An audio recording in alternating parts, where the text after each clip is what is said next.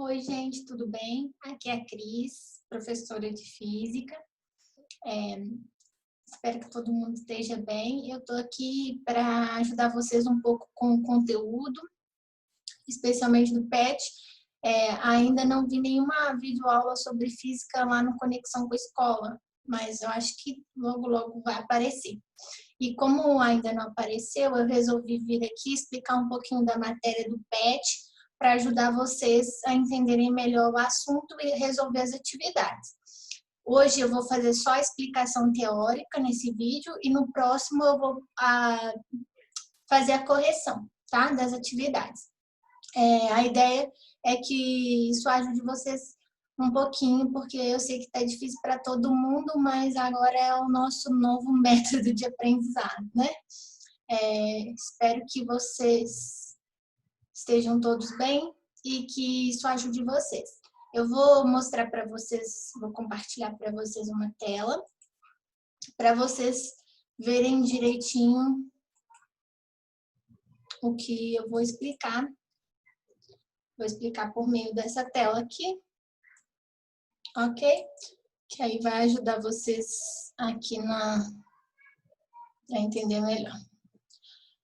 Vocês que estão aí no terceiro ano, o primeiro conteúdo que está lá no PET é eletrostática, tá? E a gente vai falar um pouquinho sobre ele. A eletrostática é uma parte da física que se relaciona especialmente com o estudo da eletricidade estática. O que significa isso? A gente vai estudar corpos que possuem carga elétrica e, inicialmente, a gente vai estudar sem o movimento de cargas. Ou seja, por isso que estática, de parado, né? Sem movimento. Então, primeiro a gente tem que pensar o que é a carga elétrica de um corpo, tá? Dentro da física, a gente vai estudar isso a partir de uma questão envolvendo o átomo, tá? Todo tipo de matéria é composta por átomos. E os átomos, eles têm partículas que são extremamente importantes dentro da eletricidade. A gente, vocês devem ter estudado em química, em física, em algum outro momento, especialmente em química, eu acredito, ou ciências antes, a formação do átomo, né? Um átomo, ele tem esse formato aqui, que vocês estão vendo, e ele é composto por 3 partículas fundamentais. Os prótons, que ficam no núcleo, e eles têm carga positiva. Os nêutrons, que também ficam no núcleo e têm carga zero, carga nula, não tem carga. E os elétrons, que ficam nessas camadas aqui chamadas eletrosfera, tá? Os elétrons, eles têm carga negativa. Essas são as partículas principais, as mais básicas, que constituem um átomo. E é a partir delas que toda a função, toda a eletricidade estática funciona, tá? Vamos falar um pouquinho mais sobre isso. A gente tem algumas características específicas dos átomos. Primeiro, a gente já sabe que o núcleo ele é carregado positivamente porque ele é especialmente constituído de prótons e rodeado por elétrons negativamente carregados, como a gente viu naquela imagem. Os elétrons de todos os átomos são idênticos, cada um deles possui a mesma quantidade de carga negativa e a mesma massa. Então, todos os elétrons têm a mesma carga e mesma massa. Os nêutrons possuem uma massa ligeiramente maior do que a dos prótons e não possuem carga elétrica, tá? Uma característica, uma coisa especial, é que os prótons eles têm 1.800 vezes mais massa do que os elétrons. Por isso que o núcleo é tão denso, né? A região mais densa e a maior parte da carga de massa de um átomo está presente no núcleo, tá?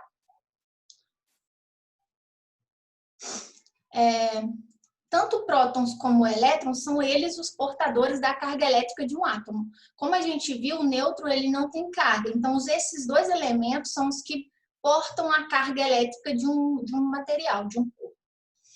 O elétron e o próton eles têm o mesmo valor de carga elétrica e essa carga tem o nome de carga elementar aqui, ó. E ela é simbolizada pela letra E.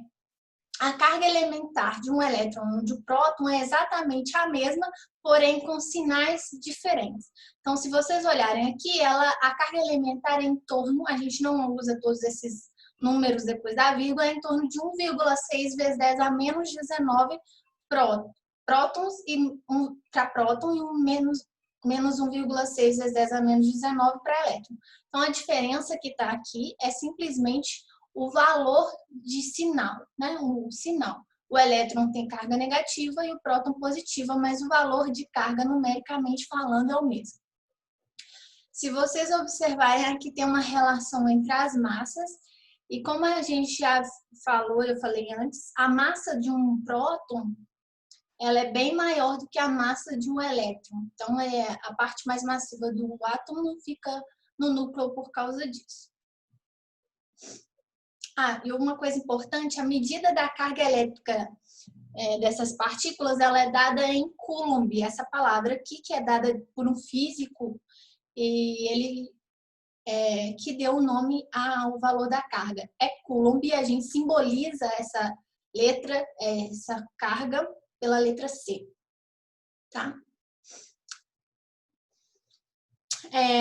Dentro dessas condições, a gente sabe que um átomo ele possui elétrons e prótons e também nêutrons, e dada a condição de quantidade desses elementos no corpo, né, no átomo, a gente pode determinar se o corpo ele vai ser neutro, se ele vai ser positivamente carregado, eletrizado, ou se ele vai ser negativamente eletrizado. Como que a gente consegue ver isso? Sempre que o corpo tiver o mesmo número de elétrons e de prótons, ou seja, a mesma quantidade, a gente fala que esse corpo é neutro.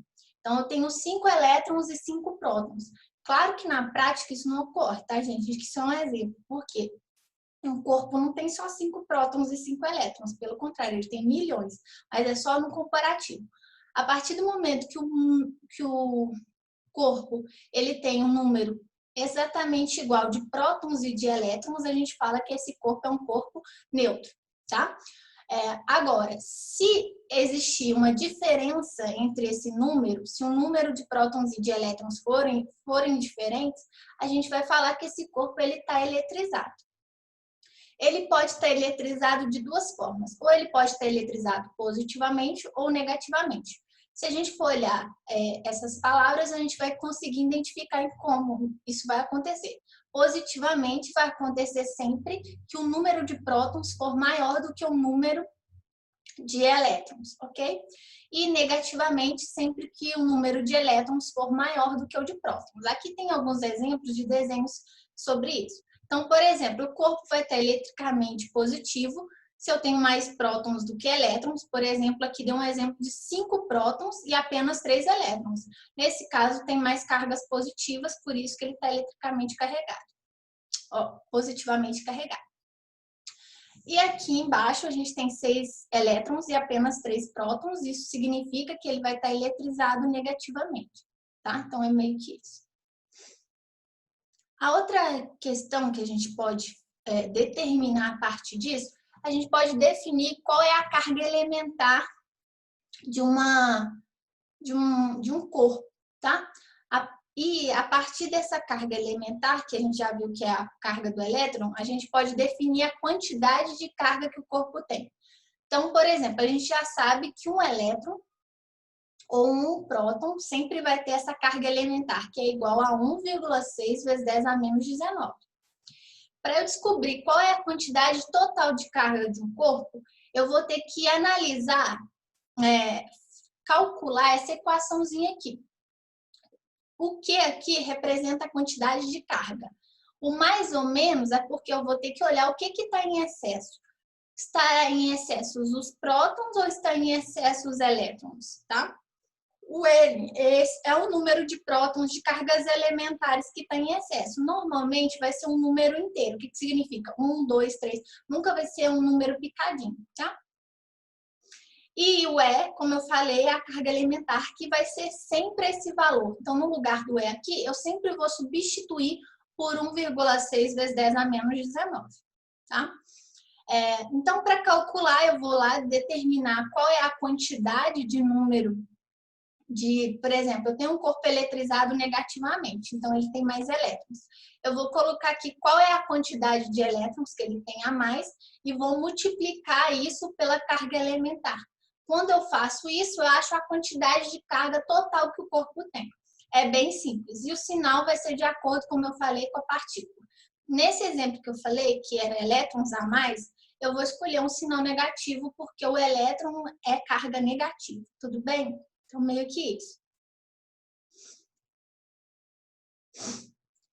Outra coisa muito importante dentro da eletrostática é o princípio básico que vai reger toda a parte de eletricidade, não só aqui na parte de eletrostática, mas depois quando a gente falar de eletrodinâmica, que é o princípio básico de atração e repulsão de corpos, tá? Então, sempre quando a gente tem corpos com sinais iguais, a gente vai ter uma repulsão. E quando a gente tem corpos de sinais diferentes, a gente tem atração. Isso vai acontecer para corpos, a gente vai analisar a partir dos sinais de prótons e de elétrons. Por exemplo, a gente tem dois sinais positivos, dois corpos com carga positiva. Sempre nesse caso, a gente vai ter uma força aí de repulsão entre eles. A tendência é que um corpo empurre o outro para longe, se afaste. Vamos pensar aí num exemplo mais cotidiano, que não seja elétrico, mas que tem essa característica, que são os ímãs, tá? Eles têm essa propriedade. Segundo caso, se a gente tem dois sinais negativos, também aí a gente vai ter uma repulsão. Notem que as setinhas estão indicando que as forças estão se afastando uma da outra. E por último, quando a gente tiver sinais iguais, ou seja, próton junto com elétron, a gente vai ter uma força aí de atração. A tendência é que os corpos se unam, né? Outra coisa que a gente tem que falar é sobre o princípio da conservação das cargas elétricas, tá? Assim como a energia, né? Uma carga elétrica, ela nunca vai se perder. A gente não cria uma carga, a gente não perde uma carga, a gente só transfere uma carga de um corpo para o outro, tá? Então, se a gente tiver um sistema eletricamente isolado, o que significa isso? Se a gente tiver um sistema que não permita que o corpo perca essa carga para o ambiente, a tendência é que a carga se distribua entre aqueles materiais, mas no final todos tenham a soma dessas cargas sejam o total, seja constante. Eu somo as duas e eu tenho que ter um valor que era anterior. Depois a gente vai falar sobre isso melhor. Outra coisa que a gente tem que falar é sobre as condições dos materiais. Tem materiais que são bons condutores elétricos e materiais que não são, tá? A gente conhece, por exemplo, como bom condutor todo tipo de metal. Por que eles são bons condutores? A condução elétrica ela é baseada na transferência de elétrons, tá? Um corpo ele é bom condutor quando o elétron consegue transferir para ele ou ele ser transferido para outro corpo. Normalmente é a partir disso. Para isso acontecer, a gente tem que falar que esse material ele tem que ter átomos com elétrons livres nas suas camadas mais externas. O que é um elétron livre? É um elétron que não está preso de uma maneira muito forte ao núcleo e que consiga se movimentar, deixar esse átomo e passar para outro. Então, quando a gente tem materiais que são condutores, a gente tem materiais assim que tem esses chamados elétrons livres nas últimas camadas, tá? E são a partir desses elétrons livres que a gente produz toda a eletricidade que a gente conhece, inclusive essas que a gente usa em casa para acender uma lâmpada e tudo, tá?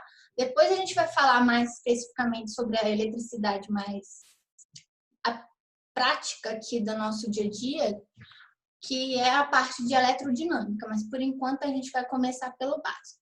Então, aqui tem alguns exemplos. Normalmente, como eu falei, os metais são os melhores condutores. O cobre é o mais utilizado, tanto é que a fiação elétrica que a gente usa em casa para fazer as ligações, elas são feitas com cobre, que é um material bom condutor e não muito caro. A gente tem outros materiais que são bons condutores também, mas eles têm um preço muito alto para ser utilizado assim para instalação elétrica. Outro tipo de material que a gente tem são os materiais que já não são bons condutores. A gente chama esse material de material isolante, tá?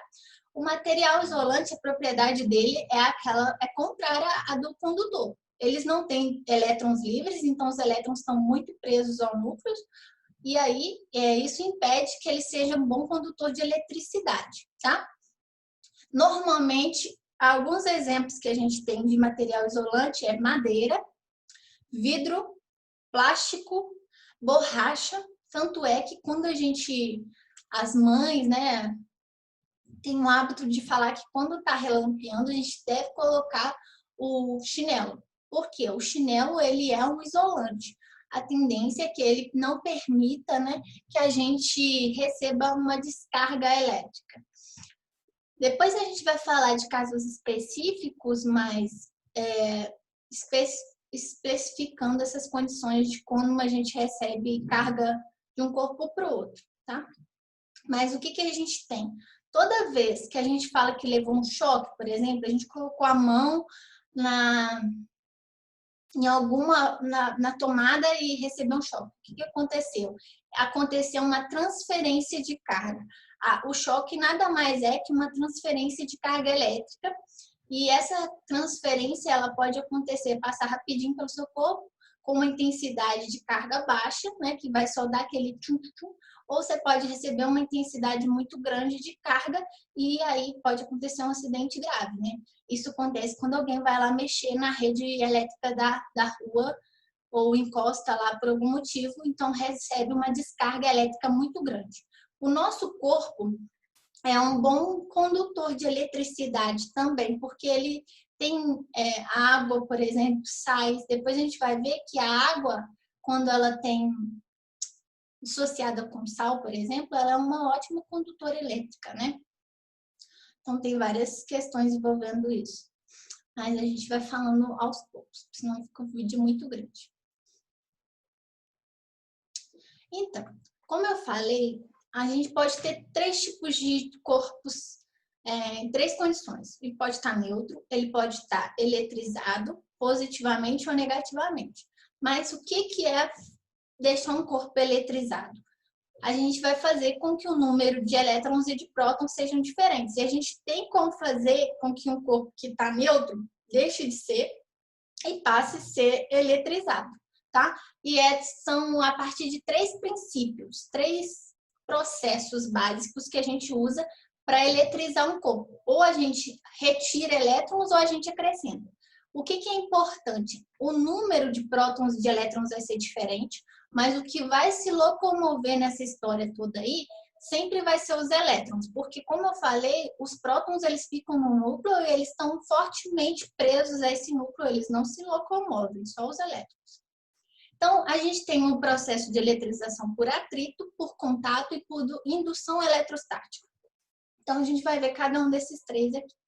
O primeiro processo que a gente tem é o processo de eletrização por atrito. Nesse, a gente vai atritar 2 substâncias, 2 corpos, eu estou falando substância, mas é um corpo, 2 corpos que tenham... normalmente, a gente trabalha com corpos de materiais diferentes. Pode ter materiais iguais, mas o que é importante é que os 2 não sejam materiais condutores, ótimos condutores. Um deles não pode ser. A gente tem aqui, por exemplo, um vidro e uma lã. O que é a palavra atrito? Atrito significa esfregar. Então, eu vou esfregar um material no outro, tá? Quando eu fizer isso, um corpo vai adquirir elétrons, vai ficar eletricamente neutro, enquanto o outro, eletricamente neutro, desculpa, eletricamente negativo e o outro vai ficar eletricamente positivo. Isso acontece porque um corpo, os 2 estão neutros, né? Um corpo, quando é esfregado, transfere elétrons para o outro. E aí, nesse caso aqui, eu esfreguei lá a lã no vidro, e aí a lã recebeu os elétrons do vidro. O vidro ficou positivo e a lã ficou negativa. Observem que eles vão ficar com cargas opostas no final. Sempre no atrito, não importa quais sejam os materiais que eu use, no final do processo, os corpos vão ter sinais opostos. Um vai ser positivo e o outro vai ser negativo. Então, eu vou ter uma eletrização desses dois corpos com cargas de sinais opostos. E como que eu sei, né, qual material vai ficar positivo e qual material vai ficar negativo, tá? Isso aí é feito de acordo com a facilidade que o material tem de ser condutor ou não. Tem materiais que são mais isolantes e materiais que são condutores. Então, aqueles materiais que são condutores, a tendência deles é o quê? Liberar os elétrons. Então, normalmente, eles cedem os elétrons e ficam positivos. Existe uma série que chama série triboelétrica, que é uma tabela que determina, tá, como o material vai ficar. Então, por exemplo, aqui nessa linha aqui é uma série de alguns materiais.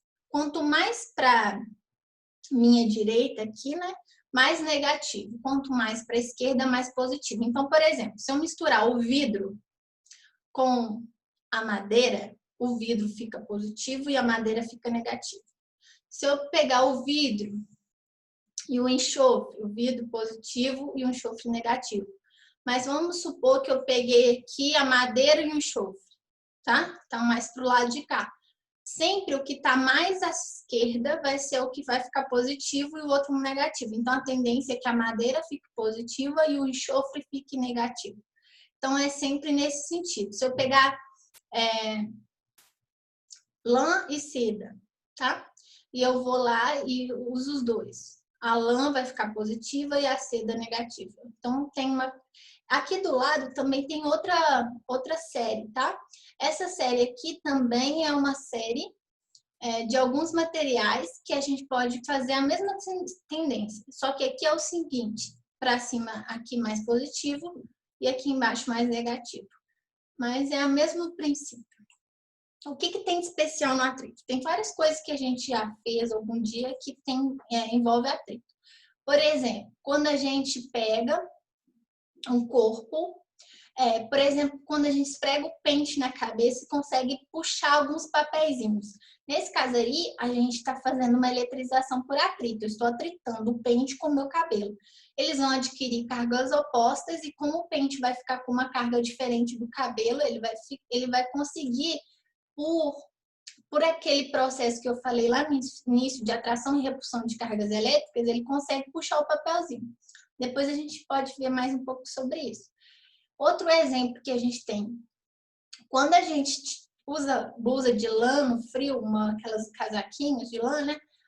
Quando a gente tira, em algumas situações, dá aquela sensação de que o braço ficou com os pelinhos arrepiados, né?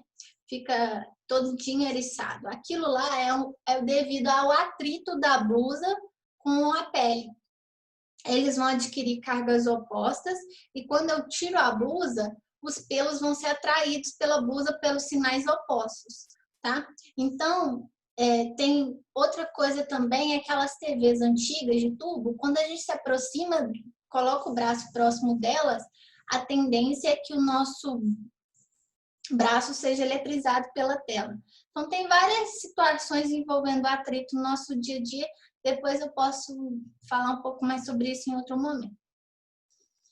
O outro tipo de eletrização que a gente tem é a eletrização por contato. Para ela acontecer, pelo menos um dos corpos que a gente colocar tem que estar eletrizado, ou seja, ele tem que ter uma carga não nula. Tem que ser ou negativo ou positivo. Ele tem que ter um excesso de carga de alguma maneira. Outra coisa, o outro corpo que vai estar neutro, né? Porque se eu quero eletrizar alguma coisa, é porque ele não vai estar normal, ele vai ter que estar neutro. Então, eu posso pegar e colocar eles dois em contato, ou seja, encostado um no outro. Quando eu fizer isso, a tendência é que as cargas se redistribuam. O que significa isso? Um corpo vai transferir carga para o outro. E essa transferência vai acontecer de forma igual a partir do momento que esses corpos forem iguais. Então, por exemplo, aqui eu tenho duas esferas A e B, elas são idênticas. E aí, tem as mesmas dimensões, elas são exatamente idênticas. Esse corpo A aqui, ele está eletrizado negativamente e esse daqui está neutro. Quando eu encosto eles, a tendência é o seguinte, é que esse corpo A aqui ceda os elétrons dele para o corpo B, porque ele está com excesso e ele quer, ó, dar uma eliminada nesse excesso. Então, ele vai distribuir. Esse corpo B ele não vai querer pegar todos do A, eles vão distribuir igualmente, para todo mundo ficar igual. Então, no final das contas, cada um vai ficar com 3 elétrons, tá? Observem que na eletrização por contato, os corpos no final sempre vão ter a mesma carga elétrica, ou seja, o que significa? O mesmo sinal. Se o corpo que eu coloquei em contato A era negativo, no final os dois vão ser negativos, tá?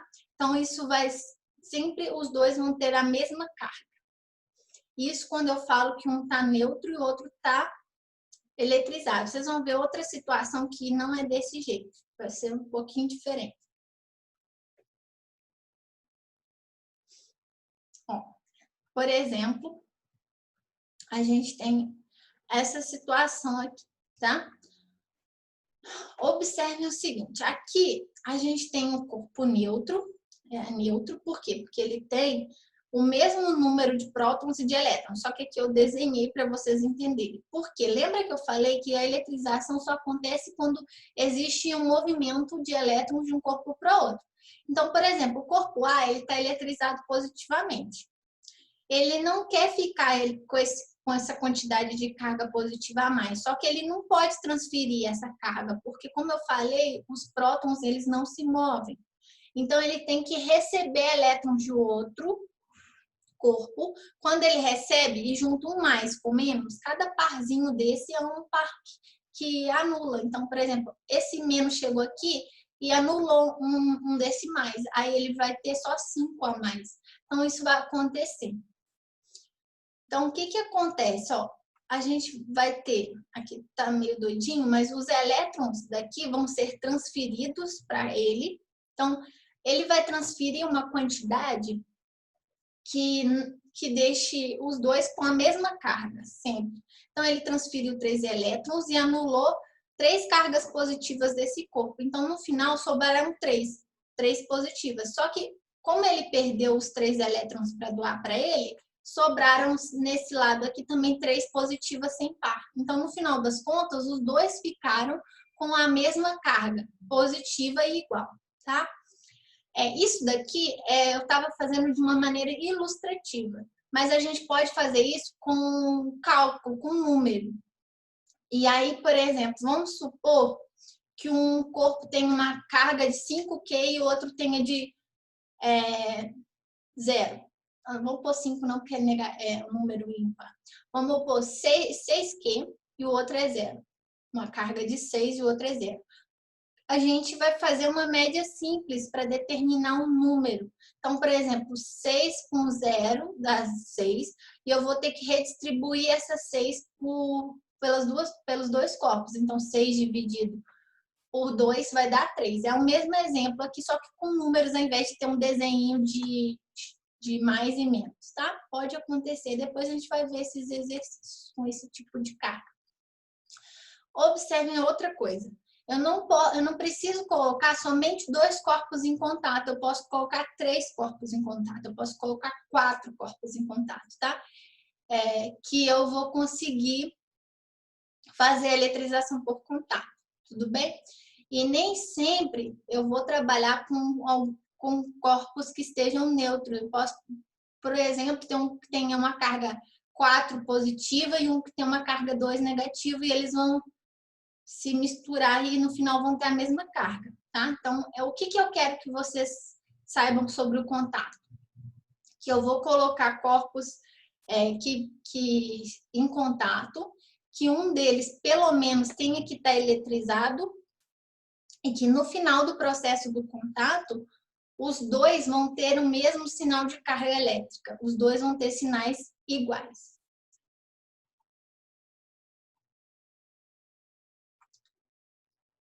Então, aqui tem um exemplo numérico, né, do que eu estava falando aqui.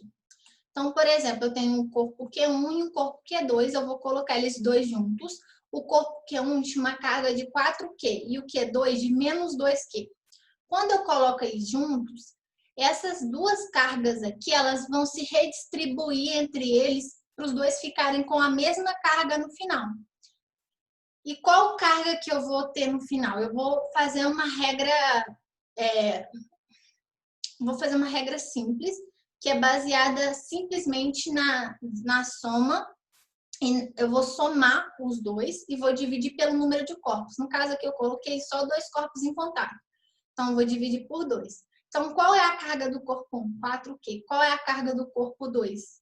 Menos 2Q. Quando eu junto esses dois, 4, né? Mais com menos vira menos. 4 menos 2Q dá 2Q dividido por 2. Então, no final, cada corpo vai ter uma carga Q. É meio que isso, tá? Então, só para mostrar um exemplo com números, ao invés de ter desenhos de elétrons e de prótons. Então, aqui no final, todos os dois vão ter uma carga final de Q. Outro exemplo, ó, coloquei o mais e o menos. Nesse caso aqui, vou colocar o Q1 com Q2, tá? E no final eu vou ter Q1 mais Q2 depois do contato. Aqui, cada um, os dois aqui vão ter um 4Q e outro 2Q positivo, tá? Aqui no exemplo não está muito bem, que está negativo, mas finge que eu não errei tanto. Aí 4Q com 2Q vai dar 6Q, dividido por 2, que é o número de corpos, então no final eu vou ter 3Q, tá? Meio que isso. Outra coisa que eu quero falar para vocês é o que é um aterramento, tá? O aterramento é o seguinte, toda vez que um corpo fica com excesso de cargas, ou seja, ele está eletrizado, eu posso tentar neutralizar esse corpo. E o aterramento é o jeito mais simples que a gente tem para neutralizar um corpo, ou seja, eliminar as cargas em excesso. O que é o aterramento? A gente fala ligação com a Terra. A Terra é um grande condutor de eletricidade. Por quê? Porque ela é composta de sais e várias coisas que fazem dela um bom condutor. E quando um bom condutor é colocado em contato com outro, a tendência é que exista uma transferência de cargas. E como a Terra é muito grande, ela pode receber muita carga. Então, quando a gente faz uma ligação com a Terra, a tendência é que a Terra elimine o excesso de carga de um corpo qualquer. Onde que a gente tem essa aplicação no nosso dia a dia? Quando o equipamento ele é muito potente, pode acumular carga, por exemplo, um micro-ondas, alguns aparelhos assim, eles vêm com um fiozinho a mais que a gente chama de fio terra. Esse fio, ele serve para exatamente isso, para eliminar o excesso de carga. Aí a gente tem duas situações de eliminação de carga. Quando eu tenho um corpo que ficou eletrizado com excesso de elétrons, ele está eletrizado negativamente. Quando eu faço a ligação com a Terra, esses elétrons eles vão se deslocar no sentido de descer para a Terra. E aqui a gente tem outra situação, onde o corpo está eletrizado com excesso de prótons. Então, ele está eletrizado positivamente e para ele ser neutralizado, ele precisa que os elétrons subam da Terra e neutralize essas cargas positivas. Observem o seguinte, por que isso é especial? Porque, como eu falei, aqui o único que se locomove, a única partícula que se desloca é o elétron. Então, é a partir dela que a gente vai ter a neutralização das cargas de um corpo, tá? Então, nesse caso aqui, os elétrons sobem, nesse caso aqui, os elétrons descem. O último processo de eletrização que a gente vai ver é a eletrização por indução, tá? O que acontece? Na indução, a gente vai ter a aproximação de um corpo neutro por um corpo que está carregado, ele não é neutro, ele está eletrizado, e sem encostar, a gente chama de indução por isso, porque não encosta um corpo, ele só se aproxima, tá? Quando isso acontece, por exemplo, esse corpo aqui está carregado e essa esfera aqui está neutra. Quando isso acontece, a gente ainda vai falar mais disso, vai existir uma separação de cargas dentro desse corpo neutro. De um lado vão ficar as cargas negativas e de outro as cargas positivas. Como que isso acontece? A partir do princípio de atração e repulsão. Observe aqui, esse corpo carregado é um corpo positivo. Então, positivo atrai negativo, sinais contrários se atraem. Então, o positivo atraiu o negativo, então o negativo ficou desse lado. Só que o positivo repele positivo. Então, ele afastou. O positivo afastou e o negativo aproximou. Quando esse processo acontece num corpo neutro, a gente chama ele de polarização. Esse corpo foi polarizado por esse outro aqui que está eletrizado. Vamos falar um pouquinho sobre isso. Tem nomes, tá? O corpo eletrizado, ele é chamado de indutor, tá? Esse corpo que tem carga, esse corpo tem uma carga positiva, é chamado de indutor. O outro corpo, que é neutro, é chamado de induzido, tá? Quando eu vou aproximar esse indutor do induzido sem contato, eu vou ter a polarização, né? Ou seja, as cargas do induzido, que é o corpo que tem carga neutra, vão se separar. De um lado vai ficar negativo, de outro positivo. Esse caso aqui é para quando o indutor é mais, né, positivo. Se esse indutor aqui fosse negativo, as cargas aqui no induzido iam ser diferentes, iam ser mais desse lado e menos desse, tá? Então, depende da carga do indutor. Nesse caso, a gente está falando de carga positiva. Então, primeira coisa aqui, depois que eu faço esse processo de aproximar o corpo, o indutor no induzido e as cargas se separarem por polarização, eu vou fazer uma ligação do induzido à Terra. Para fazer o processo completo de indução, eu tenho que fazer isso, porque senão eu simplesmente vou separar as cargas dentro do induzido, mas eu não vou estar eletrizando esse induzido, não. Porque as duas cargas vão estar lá e ele continua sendo neutro. Então, para ele deixar de ser neutro, eu vou ligar ele na Terra, tá? Depois de deixar ligado um tempo, eu vou desfazer essa ligação.